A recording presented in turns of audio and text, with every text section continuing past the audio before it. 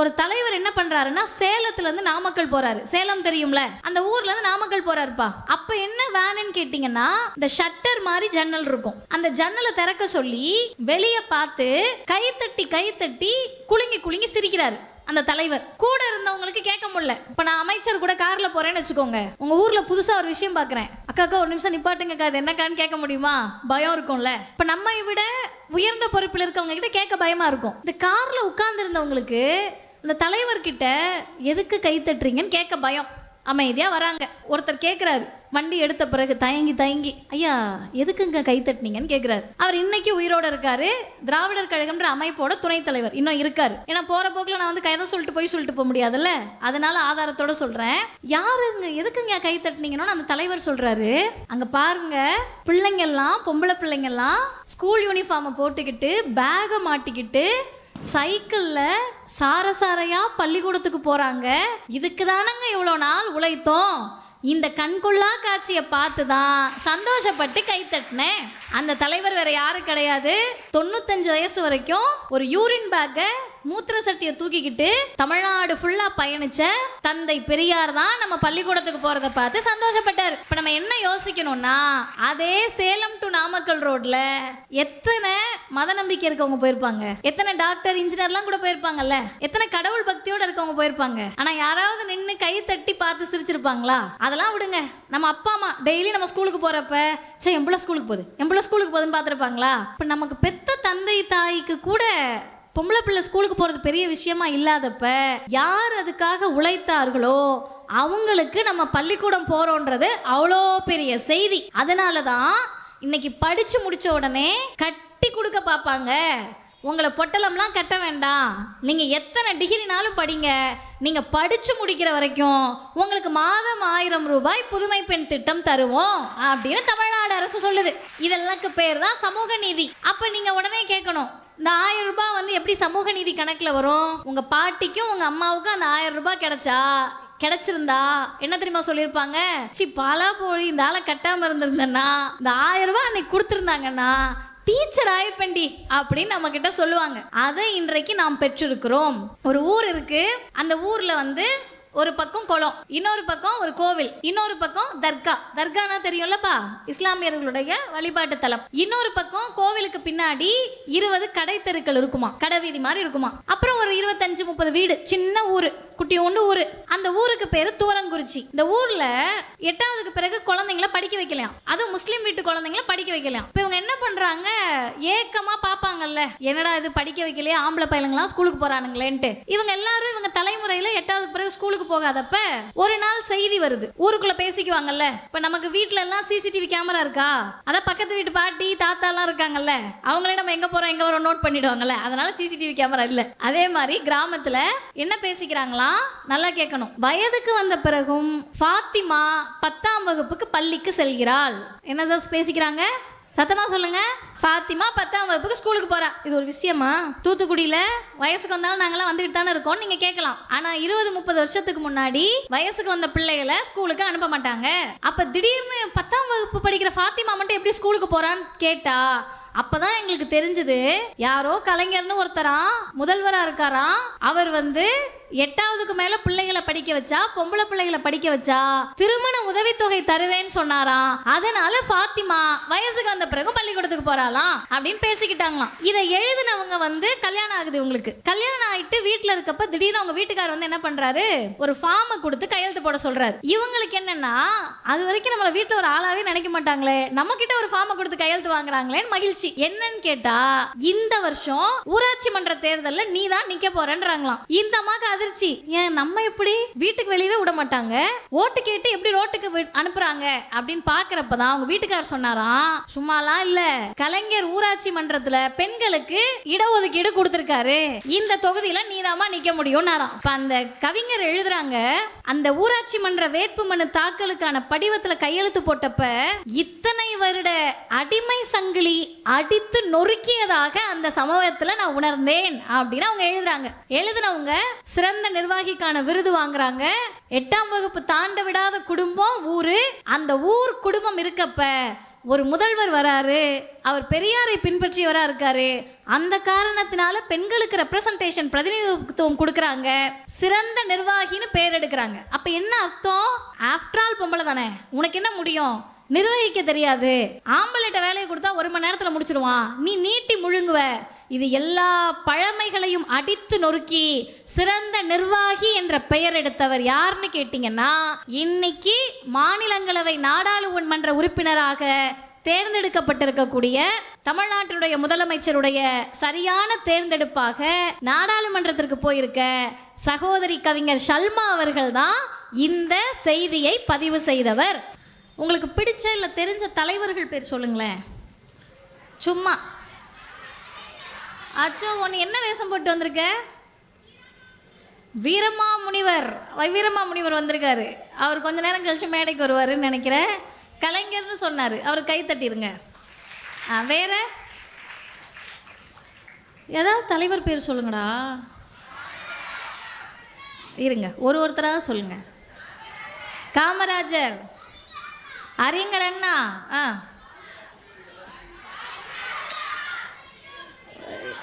பெரியார், அம்பேத்கர், கூட்டத்தோடலாம் கோவிந்தா. ஒரு நிமிஷம் இருங்க, வீரமாமுனிவர் ஒரு நிமிஷம் இருங்க. நீங்கள் சொல்லுங்க, யாராவது ஒருத்தர் சொல்லுங்க. அப்துல் கலாம், பாரதியார், சிதம்பரனார், காந்தி தாத்தா, பாரதிதாசன், சுபாஷ். சரி, லிஸ்ட் ரொம்ப பெருசாக போகுது. இருங்க, ஒரு நிமிஷம் இருங்க. எல்லாருக்கும் ஒரு தடவை கை தட்டிடுங்க. நீங்கள் சொன்ன எல்லாரும் தலைவர்கள் தான்.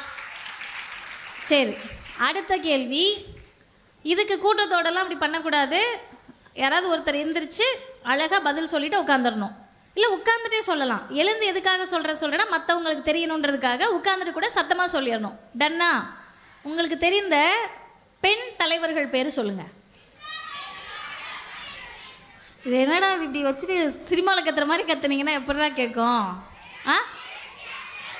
ஜான்சி ராணி,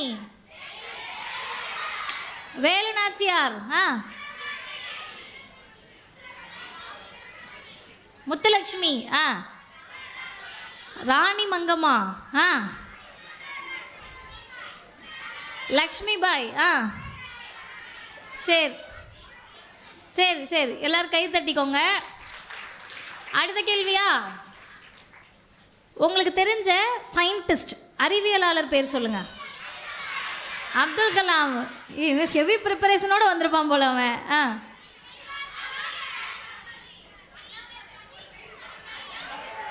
சரி, நல்லதா போச்சு.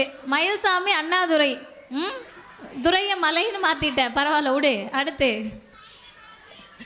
என்னம்மா? ஒரே நிமிஷம் இருங்களேன், ஒரே நிமிஷம் இருங்க. அங்கே யாரோ சொல்கிறாங்க, ஒரு நிமிஷம் சொல்லுப்பா. Thomas Alva Edison, Albert Einstein, Stephen Hawking. கை தட்டுங்க, சூப்பர்.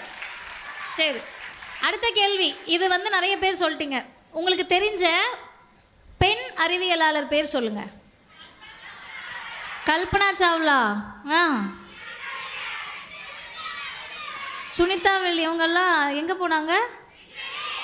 விண்வெளிக்கு போனாங்க. சரி, அடுத்து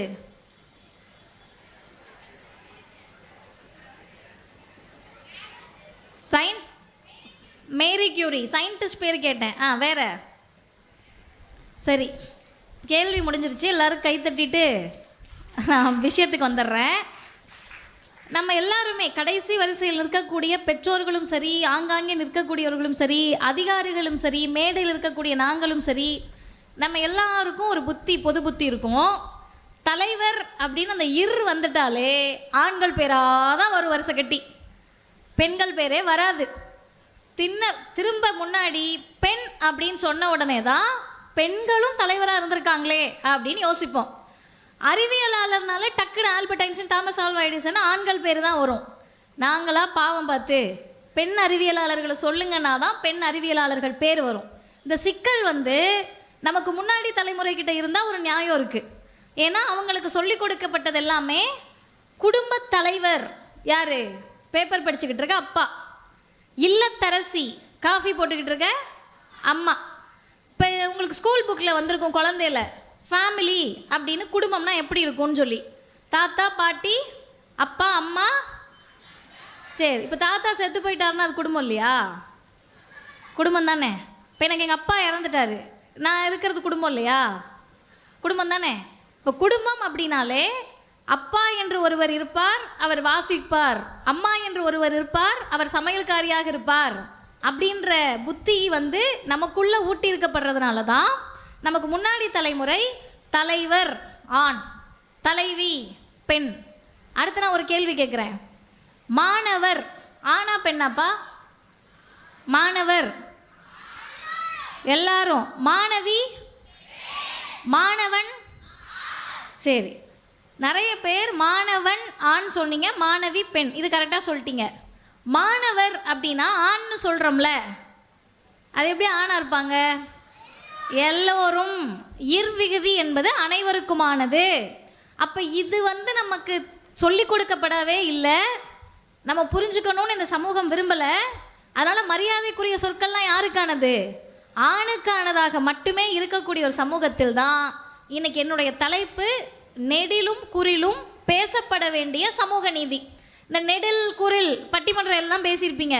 இதுக்கு முன்னாடி கூட பண்பாடு பெருமிதமாக ஏதோ ஒரு தலைப்பில் பட்டிமன்றம் நடந்துச்சு, பிற்போக்கா அப்படின்னு சொல்லிட்டு. இந்த நண்பனில் யாரோட நல்ல நண்பன் கெட்ட நண்பன்ற மாதிரி சேலையை கட்டிட்டு வேட்டையை கட்டிட்டு ஒரு பட்டிமன்றம் நடத்துகிறோம்னாலே அது பிற்போக்கில் தான் போய் முடியும்.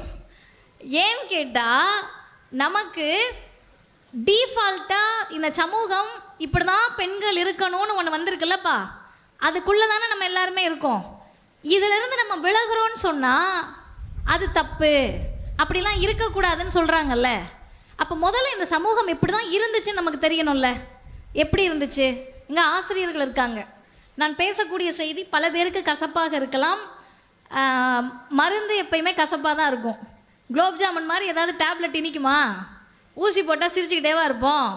அப்போ மருந்தும் மாத்திரையும் கசக்க தான் செய்யும். கசக்கிற மருந்தையும் மாத்திரையும் சாப்பிட்டோம்னா தான் எப்படி இருப்போம்? ஆரோக்கியமாக இருப்போம். அப்போ செய்திகளும் சமூகத்தில் இருக்கக்கூடிய விஷயங்களும் கசப்பாக தான் இருக்கும். அந்த கசப்பான செய்திகளில் இப்போ உங்களுக்கு ஒரு 3 சினாரியோ சொல்ல போகிறேன், 3 சீன் சொல்ல போகிறேன். பாப்பாலாம் நல்லா கவனிச்சுக்கணும்.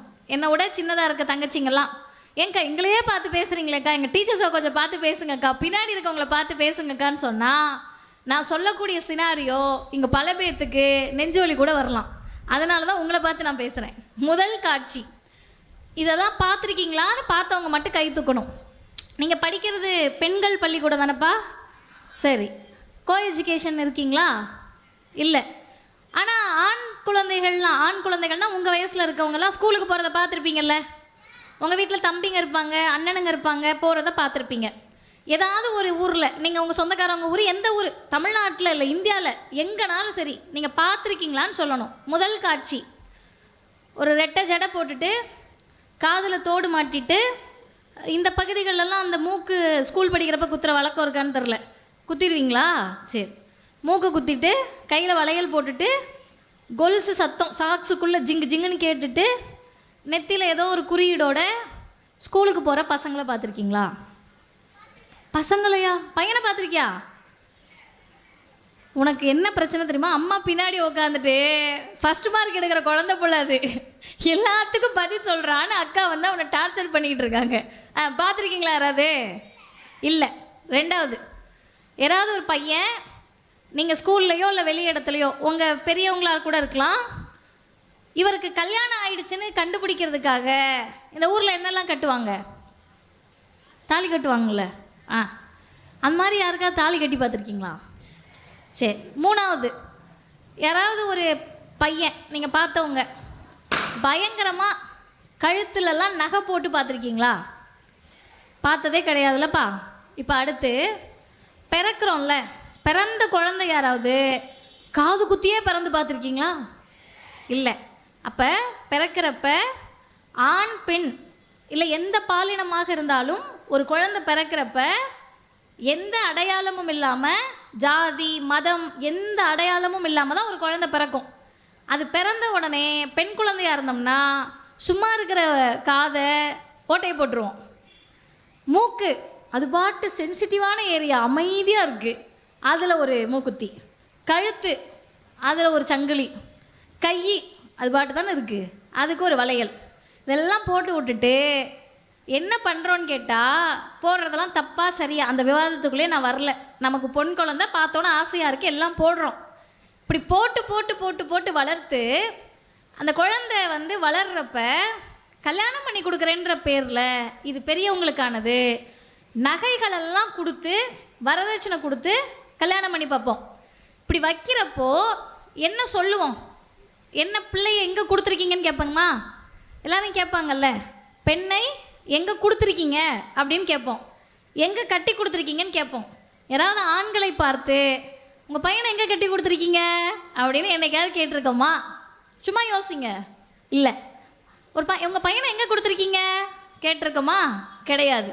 அப்போ இந்த கொடுத்தல் அப்படின்றது எதெல்லாம் கொடுப்போம்? ஒரு பாப்பா பக்கத்தில் இருக்க பாப்பாவுக்கு பென்சில் இல்லைன்னா பென்சில் கொடுப்போம், ரப்பர் இல்லைன்னா ரப்பர் கொடுப்போம், ஷார்ப்னர் இல்லைன்னா ஷார்ப்னர் கொடுப்போம், ஸ்நாக்ஸ் இல்லைன்னா ஸ்நாக்ஸ் கொடுப்போம். இதெல்லாம் என்னது?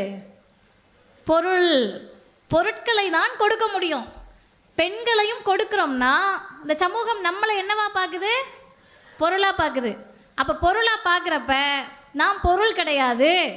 இங்கே பக்கத்தில் இருக்க என் தம்பியோ அண்ணனோ எப்படி 6 அறிவு கொண்ட மனுஷனோ அதே மாதிரி நானும் மனுஷன்தான் அப்படின்னு சொல்கிறதுக்கு பேர் தான் பாலியல் நீதி. இப்போ உங்கள் எல்லாருக்கும் ஒரு கவிதை நான் சொல்கிறேன், அந்த கவிதை உங்களுக்கும் புரியும், பெரியவங்களுக்கும் புரியும். அருமை சகோதரர்களே, பின்வரிசையில் இருக்கவங்க வரைக்கும் நல்லா கேட்டுக்கங்க. ஒரு பேருந்து பயணத்தில் அருகமர்ந்து அப்போதுதான் எனக்கு அறிமுகமான நபர். ஒருத்தர் பஸ்ஸில் போகிறாரு, அப்போ தான் ஒருத்தர் அறிமுகமாகிறார். அவர் என்ன பேசுகிறாருன்னா, தனது பெரிய மகளை களியாம்பூண்டியில் கட்டி கொடுத்திருப்பதாகவும் அவளுக்கு தங்கையை அரக்கோணத்தில் கட்டி கொடுத்திருப்பதாகவும் தான் பெண் கட்டிய தண்டையார்பேட்டையிலேயே தனது மகனுக்கு பெண் கட்டியிருத்த ரொம்ப லென்த்தாக போதில்ல, விஷயத்துக்கு வந்துட்டார். ஆனந்தம் பொங்க என்னிடம் அடுக்கிய பின் சீர்வரிசை செலவு விவரங்களையும் சுருக்கமாக சொல்லிவிட்டு செந்துறையில் இறங்கி கொண்டார். மகளே, இந்த ஊர்லாம் உங்களுக்கு தெரியாது, ஆனால் விஷயம் புரிஞ்சிருச்சா? எந்த பொண்ணை எங்கே கட்டி கொடுத்துருக்காருன்னு சொல்கிறாரு. அடுத்து, தெரியாமல் தான் கேட்கிறேன், கல்யாண வயது பெண்களெல்லாம் கரும்பு கிடைகளா, காராபூந்தி குவியலா, பலசரக்கு கடைகளின் பட்டாணியா, பச்சரிசியா அல்லது பருப்பு வகையினங்களா? அப்படியெல்லாம் எதுவும் இல்லைதானே. பிறகு ஏன் தாயே இவர்கள் உங்களை தங்கள் வீடுகளிலிருந்து கட்டி கட்டி கொடுக்கிறார்கள், எங்கெங்கோ இருக்கும் வீடுகளிலிருந்து கட்டி கொண்டு வருகிறார்கள் அப்படின்னு ஒரு கவிதையை ஜெயா பாஸ்கரன் என்ற ஒரு கவிஞர் எழுதியிருக்கார். இதை 2025 நாம் படித்தாலும் அப்படியே தான் இருக்குது. 80s கிட்டாக இருக்க எங்கள் அம்மாட்ட கொடுத்து படிக்க சொன்னாலும் அப்படியே தான் இருக்குது. 70s கிட்டாக இருக்க என் பாட்டிக்கிட்ட கொடுத்து படிக்க சொன்னாலும் இது அப்படியே தான் இருக்கும். என் பாட்டிக்கு மூத்தவங்க யாராவது உயிரோடு இருந்தால் அவங்கக்கிட்ட கொடுத்து படித்தாலும் அப்படியே தான் இருக்கும். இப்படியே இருக்கிறதுக்கு நம்ம எதுக்கு பள்ளிக்கூடத்துக்கு போகணும், காலேஜுக்கு போகணும், படிக்கணும், அறிவு வளரணும்? ஏதாவது ஒன்று மாறணும்ல. மாற்றம் இருந்தால்தானே மனிதர். மாற்றம் எதையுமே நம்ம எதிர்கொள்ளலைன்னா நம்ம எப்படி மனிதர்களாக இருக்க முடியும்? இந்த கேள்வியை நீங்கள் யோசிச்சு பார்க்கணும். 2 செய்தியோடு நான் முடிக்கிறேன். அக்கா, வந்ததுலேருந்து என்னக்கா சும்மா அவர் தப்பு இவர் தப்பு, என்ன போய் இப்படி பண்ணேன்னு கேட்டுக்கிட்டே இருக்க அப்படின்னு உங்களுக்கு கோவம் வருதுல்ல? இல்லையா? யாருக்கெல்லாம் கோவம் வரல? கை தட்டுங்க மேம். யாரும் பின்னாடி திரும்பி பார்க்க மாட்டாங்க. கை தூக்குங்க, மறந்துட்டு கை தட்டு. எல்லாருக்குமே தோணுது. சரி, அப்போ எல்லாரும் சரியாக இருக்கோம். சரியாக இருப்பவர்களிடத்தில் இதை பதிவு செய்ததில் எனக்கும் மகிழ்ச்சி. ஏன்னு கேட்டால் இது குறை சொல்லுவதற்கோ திட்டுவதற்கோ கிடையாதுப்பா. நம்ம இப்படியே இருக்கமேன்னு ஒரு பெண்களும் யோசிக்க முடியாத அளவிற்கு நம்மளை சுற்றி எல்லாரும் இருக்கப்ப நம்ம யார்கிட்ட போய் சமூக நீதி பேச போகிறோம்? சமூக நீதின்னு தலைப்பு வச்சுருக்கோமே, இந்த சமூகத்தில் நாங்கள் இல்லையா? பெண்கள் இல்லையா? நீங்கள் பேசுகிற சமூக நீதி எல்லாமே ஆண்களுக்கானதுன்னா நாங்கள் எங்கே இருக்கோன்னு மதிவதனி கேள்வி கேட்குறதுல ஆச்சரியம் இல்லை. ஆனால் நம்ம இப்படிலாம் கேள்வி கேட்குறதுக்கு யார் தெரியுமா காரணம்? அவரை பற்றி உங்ககிட்ட ஒரு செய்தியை சொல்லிவிட்டு நான் முடிச்சிடுறேன். ஒரு தலைவர் என்ன பண்ணுறாருன்னா, சேலத்துலேருந்து நாமக்கல் போகிறாரு. சேலம் தெரியும்ல, அந்த ஊர்லேருந்து நாமக்கல் போகிறாருப்பா. அப்போ என்ன வேணுன்னு கேட்டிங்கன்னா, இந்த ஷட்டர் மாதிரி ஜன்னல் இருக்கும். அந்த ஜன்னலை திறக்க சொல்லி வெளியே பார்த்து கைத்தட்டி குலுங்கி குலுங்கி சிரிக்கிறாரு அந்த தலைவர். கூட இருந்தவங்களுக்கு கேட்க முடியல. இப்போ நான் அமைச்சர் கூட காரில் போகிறேன்னு வச்சுக்கோங்க, உங்கள் ஊரில் புதுசாக ஒரு விஷயம் பார்க்குறேன், அக்கா ஒரு நிமிஷம் நிப்பாட்டுங்கக்கா அது என்னக்கான்னு கேட்க முடியுமா? பயம் இருக்கும்ல. இதே சுகுணா அண்ணா கூடயோ பிரசன்னா அண்ணா கூடயோ போனால் கேட்டுடலாம். இப்போ நம்மை விட உயர்ந்த பொறுப்பில் இருக்கவங்க கிட்ட கேட்க பயமாக இருக்கும். இந்த காரில் உட்கார்ந்துருந்தவங்களுக்கு இந்த தலைவர்கிட்ட எதுக்கு கை தட்டுறீங்கன்னு கேட்க பயம், அமைதியாக வராங்க. இந்த நிகழ்ச்சியில் ஒரு வியப்பு என்னன்னு கேட்டால், பிள்ளைங்கள்லாம் அமைதியாக இருக்காங்க, ஆசிரியர்கள் கொஞ்சம் பேர் பேசிக்கிட்டு இருக்கீங்க. அதனால் ஆசிரியர்களும் கொஞ்சம் அமைதியாக இருங்க. அப்போ என்ன நடக்குதுன்னா, அந்த ஒருத்தர் கேட்குறாரு வண்டி எடுத்த பிறகு தயங்கி, ஐயா எதுக்குங்க கை தட்டினீங்கன்னு கேட்குறாரு. அவர் இன்னைக்கு உயிரோடு இருக்கார், திராவிடர் கழகம்ன்ற அமைப்போட துணைத் தலைவர் இன்னும் இருக்கார். ஏன்னா போகிற போக்கில் நான் வந்து கைதை சொல்லிட்டு போக முடியாதுல்ல, அதனால் ஆதாரத்தோடு சொல்கிறேன். யாருங்க எதுக்குங்க கை தட்டினீங்கன்னு அந்த தலைவர் சொல்கிறாரு. அங்கே பாருங்கள், பிள்ளைங்கள்லாம் பொம்பளை பிள்ளைங்கள்லாம் ஸ்கூல் யூனிஃபார்மை போட்டுக்கிட்டு பேகை மாட்டிக்கிட்டு சைக்கிளில் சாரையாக பள்ளிக்கூடத்துக்கு போகிறாங்க. இதுக்கு தானங்க இவ்வளோ நாள் உழைத்தோம். இந்த கண்கொள்ளா காட்சியை பார்த்து தான் சந்தோஷப்பட்டு கைத்தட்டினேன். அந்த தலைவர் வேறு யாரும் கிடையாது, தோழர் மதுர் சத்யா சொன்ன 95 வயசு வரைக்கும் ஒரு யூரின் பேக்கை மூத்திர சட்டியை தூக்கிக்கிட்டு தமிழ்நாடு ஃபுல்லாக பயணித்த தந்தை பெரியார் தான் நம்ம பள்ளிக்கூடத்துக்கு போகிறத பார்த்து சந்தோஷப்பட்டார். இப்போ நம்ம என்ன யோசிக்கணும்னா, அதே சேலம் டு நாமக்கல் ரோட்டில் எத்தனை மத நம்பிக்கை இருக்கவங்க போயிருப்பாங்க, எத்தனை டாக்டர் இன்ஜினியர்லாம் கூட போயிருப்பாங்கல்ல, எத்தனை கடவுள் பக்தியோடு இருக்கவங்க போயிருப்பாங்க. ஆனால் யாராவது நின்று கை தட்டி பார்த்து சிரிச்சிருப்பாங்களா? அதெல்லாம் விடுங்க. நம்ம அப்பா அம்மா டெய்லி நம்ம ஸ்கூலுக்கு போகிறப்ப சரி எம்பளை ஸ்கூலுக்கு போகுதுன்னு பார்த்துருப்பாங்களா? இப்போ நமக்கு பெத்த தந்தை தாய்க்கு கூட பொம்பளை பிள்ளை ஸ்கூலுக்கு போகிறது பெரிய விஷயமா இல்லாதப்ப யார் அதுக்காக உழைத்தார்களோ அவங்களுக்கு நம்ம பள்ளிக்கூடம் போகிறோன்றது அவ்வளோ பெரிய செய்தி. அதனால தான் இன்னைக்கு படித்து முடித்த உடனே கட்டி கொடுக்க பார்ப்பாங்க. உங்களை பொட்டலம்லாம் கட்ட வேண்டாம், நீங்கள் எத்தனை டிகிரினாலும் படிங்க, நீங்கள் படித்து முடிக்கிற வரைக்கும் உங்களுக்கு மாதம் 1000 ரூபாய் புதுமை பெண் திட்டம் தருவோம் அப்படின்னு தமிழ்நாடு அரசு சொல்லுது. இதெல்லாம் பேர் தான் சமூக நீதி. அப்போ நீங்கள் உடனே கேட்கணும், இந்த 1000 ரூபாய் வந்து எப்படி சமூக நீதி கணக்கில் வரும்? உங்கள் பாட்டிக்கும் உங்கள் அம்மாவுக்கும் அந்த 1000 ரூபாய் கிடச்சிருந்தா என்ன தெரியுமா சொல்லியிருப்பாங்க? பாலா போய் இந்த ஆளை கட்டாமல் இருந்திருந்தேன்னா, இந்த 1000 ரூபாய் அன்னைக்கு கொடுத்துருந்தாங்கன்னா டீச்சர் ஆயிருப்பண்டி அப்படின்னு நம்மக்கிட்ட சொல்லுவாங்க. அதை இன்றைக்கு நாம் பெற்றிருக்கிறோம். ரெண்டாவது ஒன்று சொல்கிறேன் உங்களுக்கு, நான் ஒரு 5 நிமிஷம்.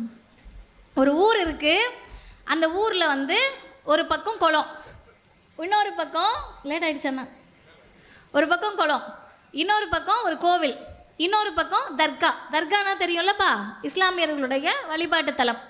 இன்னொரு பக்கம் கோவிலுக்கு பின்னாடி 20 கடை தெருக்கள் இருக்குமா, கடை வீதி மாதிரி இருக்குமா. அப்புறம் ஒரு 25-30 வீடு, சின்ன ஊர், குட்டியோண்டு ஊர். அந்த ஊருக்கு பேர் தூரங்குறிச்சி. இந்த ஊரில் 8ஆவதுக்கு பிறகு குழந்தைங்கள படிக்க வைக்கலாம், அதுவும் முஸ்லீம் வீட்டு குழந்தைங்கள படிக்க வைக்கலாம். இப்போ இவங்க என்ன பண்ணுறாங்க, ஏக்கமாக பார்ப்பாங்கல்ல, என்னடா இது படிக்க வைக்கலையே, ஆம்பளை பையனுங்களாம் ஸ்கூலுக்கு போகிறானுங்களேன்ட்டு. இவங்க எல்லாரும் இவங்க தலைமுறையில் 8ஆவதுக்கு பிறகு ஸ்கூலுக்கு போகாதப்ப ஒரு நாள் செய்தி வருது, ஊருக்குள்ளே பேசிக்குவாங்கல்ல. இப்போ நமக்கு வீட்டிலலாம் சிசிடிவி கேமரா இருக்கா, அதான் பக்கத்து வீட்டு பாட்டி தாத்தாலாம் இருக்காங்கல்ல, அவங்களே நம்ம எங்கே போகிறோம் எங்கே வரோம் நோட் பண்ணிவிடுவாங்கள்ல, அதனால் சிசிடிவி கேமரா இல்லை. அதே மாதிரி கிராமத்தில் என்ன பேசிக்கிறாங்களாம், நல்லா கேட்கணும். வயதுக்கு வந்த பிறகும் ஃபாத்திமா 10ஆம் வகுப்புக்கு பள்ளிக்கு செல்கிறாள். என்னதான் பேசிக்கிறாங்க, சத்தமாக சொல்லுங்க. ஃபாத்திமா 10ஆம் வகுப்புக்கு ஸ்கூலுக்கு போகிறா. இது ஒரு விஷயமா? தூத்துக்குடியில் வயசுக்கு வந்தாலும் நாங்களாம் வந்துக்கிட்டு தானே இருக்கோம் நீங்கள் கேட்கலாம். ஆனால் 20-30 வருஷத்துக்கு முன்னாடி வயசுக்கு வந்த பிள்ளைகளை ஸ்கூலுக்கு அனுப்ப மாட்டாங்க. அப்போ திடீர்னு 10ஆம் வகுப்பு படிக்கிற ஃபாத்திமா மட்டும் எப்படி ஸ்கூலுக்கு போகிறான்னு கேட்டா அப்போ தான் எங்களுக்கு தெரிஞ்சுது, யாரோ கலைஞர்னு ஒருத்தராம் முதல்வராக இருக்காராம், அவர் வந்து 8ஆவதுக்கு மேலே பிள்ளைகளை படிக்க வச்சா, பொம்பளை பிள்ளைகளை படிக்க வச்சா திருமண உதவித்தொகை தருவேன்னு சொன்னாராம். அதனால ஃபாத்திமா வயசுக்கு வந்த பிறகு பள்ளிக்கூடத்துக்கு போகிறாளாம் அப்படின்னு பேசிக்கிட்டாங்களாம். இதை எழுதினவங்க வந்து கல்யாணம் ஆகுது, உங்களுக்கு கல்யாணம் ஆகிட்டு வீட்டில் இருக்கப்போ திடீர்னு அவங்க வீட்டுக்காரர் வந்து என்ன பண்ணுறாரு, ஒரு ஃபார்மை கொடுத்து கையெழுத்து போட சொல்கிறாரு. இவங்களுக்கு என்னென்னா, அது வரைக்கும் நம்மளை வீட்டில் ஒரு ஆளாகவே நினைக்க மாட்டாங்களே, நம்மக்கிட்ட ஒரு ஃபார்மை கொடுத்து கையெழுத்து வாங்குறாங்களேன்னு மகிழ்ச்சி. என்னன்னு கேட்டால், இந்த வருஷம் ஊராட்சி மன்ற தேர்தலில் நீ தான் நிற்க போகிறேன்றாங்களாம். இந்த அம்மாவுக்கு அதிர்ச்சி.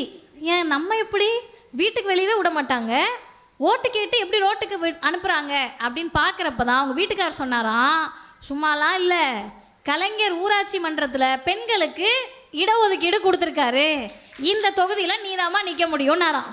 இப்போ அந்த கவிஞர் எழுதுகிறாங்க, அந்த ஊராட்சி மன்ற வேட்புமனு தாக்கலுக்கான படிவத்தில் கையெழுத்து போட்டப்ப இத்தனை வருட அடிமை சங்கிலி அடித்து நொறுக்கியதாக அந்த சமூகத்தில் நான் உணர்ந்தேன் அப்படின்னு அவங்க எழுதுகிறாங்க. எழுதினவங்க சிறந்த நிர்வாகிக்கான விருது வாங்குறாங்க. 8ஆம் வகுப்பு தாண்ட விடாத குடும்பம் ஊர். அந்த ஊர் குடும்பம் இருக்கப்ப ஒரு முதல்வர் வராரு, அவர் பெரியாரை பின்பற்றியவராக இருக்காரு. அந்த காரணத்தினால பெண்களுக்கு ரெப்ரசன்டேஷன் பிரதிநிதித்துவம் கொடுக்குறாங்க, சிறந்த நிர்வாகின்னு பேர் எடுக்கிறாங்க. அப்போ என்ன அர்த்தம்?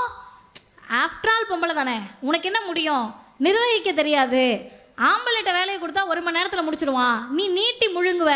இது எல்லா பழமைகளையும் அடித்து நொறுக்கி சிறந்த நிர்வாகி என்ற பெயர் எடுத்தவர் யாருன்னு கேட்டிங்கன்னா, இன்னைக்கு மாநிலங்களவை நாடாளுமன்ற உறுப்பினராக தேர்ந்தெடுக்கப்பட்டிருக்கக்கூடிய தமிழ்நாட்டினுடைய முதலமைச்சருடைய சரியான தேர்ந்தெடுப்பாக நாடாளுமன்றத்திற்கு போயிருக்க சகோதரி கவிஞர் ஷல்மா அவர்கள் தான் இந்த செய்தியை பதிவு செய்தவர்.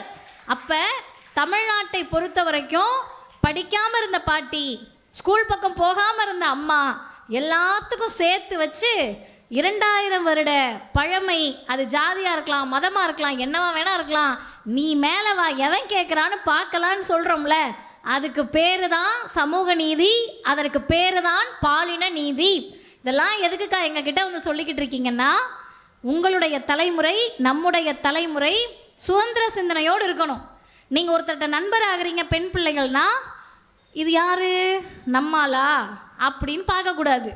நம்மால் யாருன்னு கேட்டால், தமிழ்நாட்டில் இருக்க ஒரு பிள்ளைகளுக்கு நம்மால் யாருன்னு கேட்டால், யார் ஜாதியற்றவராக மதமற்றவராக இருக்கிறாங்களோ அவங்க எல்லாருமே நம்ம ஆளுங்க தான். இன்னும் புரிகிற மாதிரி சொல்லணும்னா, மனுஷங்க எல்லாரும் நம்ம ஆளுங்க தான். அந்த மனிதர்கள் எப்படி இருந்தாலும் அவர்கள் நம்மவர்கள் தான். அந்த உணர்வோடு செல்லக்கூடிய பிள்ளைகள் எந்தவித வேற்றுமையும் இல்லாமல் பாலின நீதியோடு பயணியுங்கள். வாய்ப்புக்கு நன்றி, வணக்கம்.